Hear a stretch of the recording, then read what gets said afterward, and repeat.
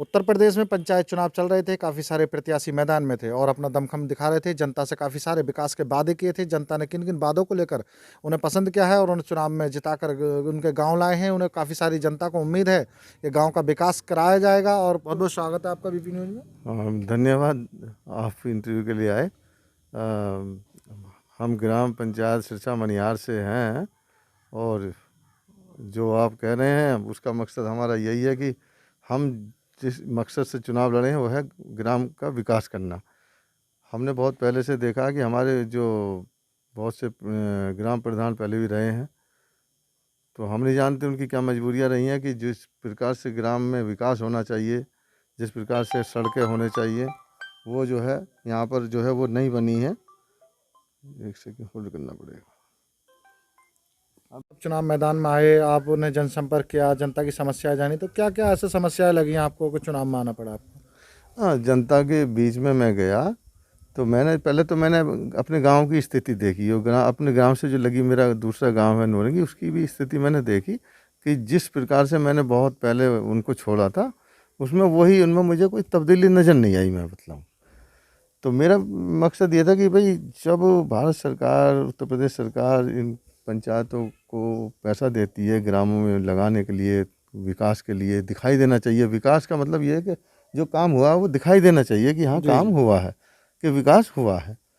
तो मुझे लगा कि ऐसा कुछ वहाँ हुआ नहीं। मेन चीज़ गाँवों के लोगों की समस्या थी कि उनके गाँव में कोई भी ऐसी धर्मशाला या कोई बारात घर या सामुदायिक केंद्र नहीं है जहाँ पर गरीब लोग अपने बच्चों को कि जब शादी करते हैं तो वहाँ पर बारात ठहर सके। हाँ, तो ऐसी कोई भी है। और जो संपन्न लोग हैं वो तो शहरों में जा कर के जो है वो शादियाँ कर लेते हैं, अच्छे होटलों में कर लेते हैं। लेकिन यहाँ पे जो गरीब लोग हैं, जो हैंड टू माउथ है, वो कहाँ करें?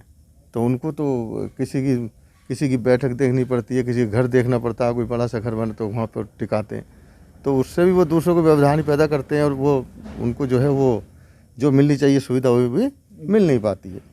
तो एक तो मेरा मकसद ये था। और ये जो बारात घर की समस्या वो मेरे दोनों गांवों के अंदर ही है। दोनों गांवों में कोई भी बारात घर अभी तक नहीं है।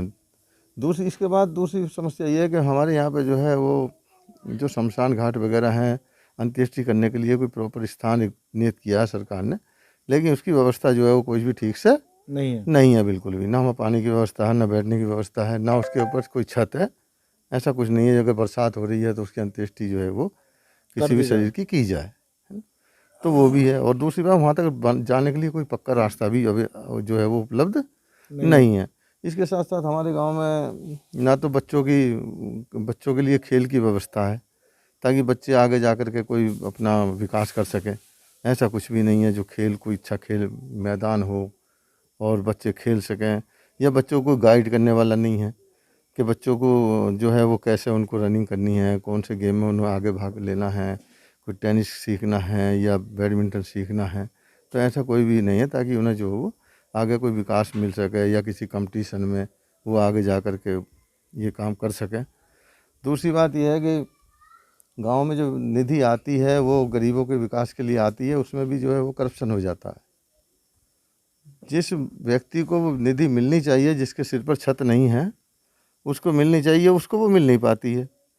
वो कोई दूसरा व्यक्ति जो ऐसे जिनको इसकी ज़रूरत नहीं है वो उनको दे देते हैं। उसमें क्या उनका लालच हो जाता है, उनको पैसे मिल जाते हैं, तो उससे वो उसमें जो है वो बंदर बांट चल जाती है। बेचारे वो देखते रह जाते हैं। जो पात्र है उन्हें नहीं मिल पाता। जो पात्र है उनको मिलता नहीं है।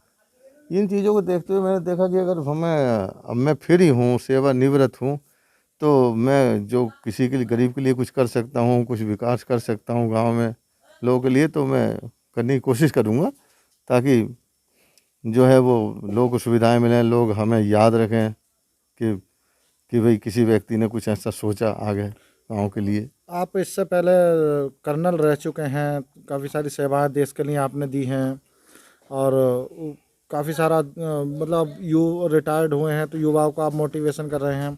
ऐसा क्या युवाओं के बारे में कहेंगे आप जो आपसे युवा ज़्यादा से ज़्यादा जुड़ें? मैक्सिमम बात तो यही है कि मेरे को जो वोट मिला है ज़्यादातर इस बार इलेक्शन में वो युवा वर्ग का बहुत ज़्यादा मिला है। मुझसे जैसे ही मैंने अपनी एंट्री की है यहाँ पे गांव में, युवा वर्ग मुझसे जुड़ गया है और उनकी बहुत इच्छाएं यही हैं कि हमें जो है मार्गदर्शन मिले, कर्नल साहब का, ताकि हमें बताएं कि हमें आगे किस तरह से कंपटीशन में कैसे तैयारी करनी है। हमें हमें कोई किसी भर्ती रैली में जाना है तो हमें कैसे रनिंग करनी है। ये सब चीज़ें जो है वो हमें युवा वर्ग मुझसे चाहते हैं, सीखना चाहते हैं आप? सीखना चाहते हैं। और ये मैं और मुझसे बेटर और कौन बता सकता है। यहाँ पे कोई ऐसा कोई पात्र व्यक्ति तो है नहीं, ना यहाँ कोई स्कूल का कोई ऐसा पीटीआई यहाँ पर उपलब्ध है जो इनको ये सिखा सके। सिखा सके। दूसरी बात यह है कि अगर मुझे और कोई पीटीआई फिजिकल ट्रेनिंग इंस्ट्रक्टर्स की आवश्यकता होगी तो मैं अपने लेवल पे जो है वो दूसरी फोर्सों से भी कुछ समय के लिए उपलब्ध करा सकता हूँ आराम से, और वो मुझे मिल जाएंगे, ताकि कभी 2 दिन के लिए, कभी 3 दिन के लिए, वीक में 1 दिन के 2 दिन के लिए मैं उपलब्ध करा सकता हूँ, ताकि उन्हें मार्गदर्शन जो है युवा वर्ग को सही मिल सके। इन्हीं सब चीज़ों के लिए जो है मैंने ये इलेक्शन लड़ा कि ताकि जो है वो हम कुछ सहभागिता हमारी गांव के विकास में और युवा वर्ग में हो सके। अच्छा, जैसे आप कर्नल रहे हैं, पैसे का कोई अभाव नहीं है, सब कुछ, आप बेटा आपका एमबीबीएस कर रहा है और किसी तरह कोई नहीं, तो आपने कब मन बनाया कि मुझे पंचायत चुनाव भी लड़ना चाहिए था? हाँ, ये मैंने जैसे मैं सेवानिवृत्त हो गया था, सेवानिवृत्ति के 2 साल बाद मुझे पता लगा, कुछ लोग मुझसे अपने आप ही कहने लगे थे कि पंचायत इलेक्शन जो है अगले साल होने वाले हैं, हम चाहते हैं कि आप जो है पंचायत इलेक्शन लड़ें। तो मैंने कहा यार मेरी क्या ज़रूरत होगी, जो लोगों ने मुझसे कहा। तो वो शुल्क कास्ट गरीब तबके के ही लोग थे जो मेरे उनसे काफ़ी घनिष्ठ संबंध भी थे और वो चाहते थे कि, तो मैंने कहा अगर भाई अगर मेरी आवश्यकता है और आप मुझे आगे बढ़ाना चाहते हो तो मैं कदम बढ़ा सकता हूँ।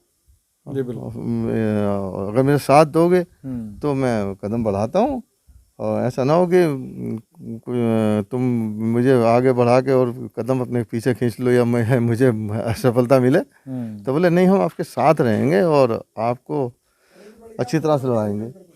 वही बात हुई। उसी दौरान में उन्हीं एक युवा वर्ग मुझसे काफ़ी जुड़ गए। हाँ, युवा वर्ग जुड़ गए, तो जब मैं देखा युवा वर्ग जुड़ गया तो सभी कुछ फिर सीधा हो जाता है। हाँ, तो मैक्सिमम मुझसे जो है वो पंचायत का 70% युवा वर्ग मुझसे जुड़ गए, और वही हाल बात हुई कि 70% से मुझे ज़्यादा वोट जो है वो युवा वर्ग और उनकी फिर फैमिलियों के सभी के मुझे वोट मिल गए। तो इसलिए युवा वर्ग की और सभी की मुझसे बहुत आशाएं हैं कि भाई हम उनके लिए अधिक से अधिक अच्छे से अच्छा काम करें। आप जो युवाओं की आशाएं हैं आप पूरा करना चाहते हैं उन्हें? बिल्कुल, मैं युवाओं की आशाएं पूरा करना चाहता हूं, ताकि उनका जो है भविष्य आगे बढ़ सके, उनको मार्गदर्शन दे सकूं और उनका जो है कुछ भविष्य बढ़े, उनका कैरियर बने, ताकि वो जो लोग आगे मार्गदर्शन के बिना जो है वो सरकारी नौकरियों में नहीं जा पाए। अभी हमारे गांव में भी, अभी मैं आपको बतलाऊं कि एससी वर्ग के हमारे यहाँ 300 वोट हैं। 300 टोटल वोट का, यानी टोटल वोट का 35% वोट एक एससी वर्ग के पास है, और भारत सरकार ने इतना रिजर्वेशन दिया हुआ है, और मेरे गांव के, मेरी पंचायत के लोग एससी उसका रिजर्वेशन का कोई फ़ायदा नहीं उठा पा रहे। क्यों? इसलिए कि उनकी क्वालिफिकेशन कम रह जाती है, जो क्राइटेरिया होता है वो पूरा नहीं कर पाते हैं, इसी वजह से उनके मार्क्स कम रह जाते हैं। और जबकि उन्हें हमें कोई ज़्यादा मेहनत करने की आवश्यकता नहीं है, थोड़ी सी और मेहनत हम कर देंगे, थोड़ी वो और उनमें रुचि जाग जाएगी तो वो आसानी से जागरूक हो जाएंगे, तो वो आसानी से इस रिजर्वेशन का फ़ायदा उठा सकते हैं। और मेरा उनसे ये दबाव हमेशा रहा कि जब से कि भारत सरकार ने इतना रिजर्वेशन उत्तर प्रदेश ने तुमको इतना दिया हुआ है और इसका भी तुम लोग कोई फ़ायदा नहीं उठा पा रहे हो, और जबकि यही वर्ग और दूसरी पंचायतों में मैंने देखे हैं यार, इतने ज़्यादा सरकारी नौकरियों में लोग जा रहे हैं, और आप कुछ फ़ायदा उठाओ इसका, तब उन पर इस चीज़ का काफ़ी प्रभाव पड़ा, और उन्होंने जीत दिलाई इसलिए। अच्छा, जैसे आप चुनाव जीते, जनता ने इतना प्यार दिया और आपको सम्मान दिया है। बिल्कुल। और तो आप जनता को क्या संदेश देना चाहेंगे? संदेश तो मैं जनता को ये देना चाहता हूँ कि एक तो वो खुल करके, एक तो जो उनके मन में जो डर की भावना रहती है, अपने डर की भावना को वो निकालें, नंबर 1। नंबर 2, फ्री होकर, फ्री माइंड से उनकी कोई समस्या है, कुछ भी है तो मुझे बतलाएं। और नंबर 3 ये, जो भी मुझसे उनकी सहायता हो सकती है वो भी मुझे बतलाएं ये जनता को, और मेरा सहयोग, अगर जब मुझे उनके सहयोग की आवश्यकता हो तो मेरा पूरा सहयोग करें, वो कदम पीछे ना खींचें, ये मैं उनसे चाहता हूँ। बहुत बहुत क्या नाम है आपका? कंदई सिंह, कहाँ के रहने वाले हो आप? सिरसा मनिहार। अच्छा, पंचायत चुनाव जो चल रहे थे अभी बीच में, हाँ अभी समाप्त हुए हैं और प्रत्याशी जीत के मैदान में आए हाँ हैं। जी साहब। जनता से काफी सारे वादे किए थे हाँ उन्होंने। हाँ, आपके गांव में ऐसे कितने प्रत्याशी थे जो उम्मीदवारी पे थे? 4 प्रत्याशी साहब। 4 प्रत्याशियों में आपको कौन ऐसे प्रत्याशी लगे जो आपका गांव का विकास करा सकते हैं, जिन्हें आपने वोट दिया है, हाँ जिन्हें जिताया? ये साहब कर्नल साहब थे, अच्छा, क्या नाम है कर्नल साहब का? हरकेश सिंह। अच्छा, कर्नल साहब के अलावा और भी काफी सारे थे, तो ऐसा क्या देखा आपने कर्नल अब साहब साहब इनकी तो अच्छाई देखी हमने, अच्छाई के लिए इन्हें चुना, गांव का विकास करने के लिए इन्हें चुना। में? आपको क्या क्या वादे कर्नल साहब ने किए हैं, क्या क्या आपको उम्मीद है कि वो वादे पूरे करेंगे? हाँ वादे पूरे करेंगे साहब, जो वादे करे हैं। धर्मशाला है, बारात घर है, और ये सब जितना भी विकास का काम है उसके वादे करे हैं, पूरा करेंगे साहब। ये इन लोगों को हमें भरोसा है इन पे। सबसे बड़ी ऐसी कौन सी समस्या आपके गांव की जो सबसे पहले कर्नल साहब से आप कराना चाहोगे? सबसे पहले साहब बारात घर की है। बारात घर की सबसे बड़ी समस्या। हाँ और जैसे युवाओं के लिए है काफ़ी सारी समस्याएं होती हाँ, हैं। युवाओं के लिए साहब थोड़ा सा ये जैसा करेंगे, वो खेल मैदान के लिए वो जो छिकवा देंगे, उसमें थोड़ा जो हमारे युवा बढ़ेंगे आगे को, यही है बस। आपके गांव की आबादी कितनी रही होगी? आबादी शायद है 450 करीब में होगी, 500 की आबादी है लगभग। अच्छा, 500 की आबादी आपके गांव की हाँ है। 500 की आबादी है।